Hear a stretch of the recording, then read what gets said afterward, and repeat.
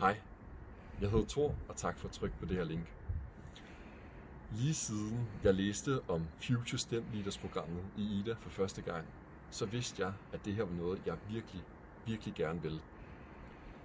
For jeg har stiftet bekendtskab med ledelse, for eksempel som projektleder i Dalux, hvor jeg havde et lille team af 3 studenter med hjælper. Jeg skulle lede og guide ind i en helt ny verden, vi ikke havde prøvet før.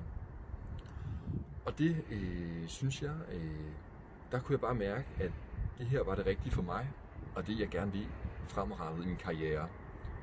Og derfor vil jeg så utrolig gerne være med i det her program, da jeg kan se, at man netop bliver introduceret til de her værktøjer og egenskaber, man skal kunne bruge for at være en god leder, som jeg ønsker at blive.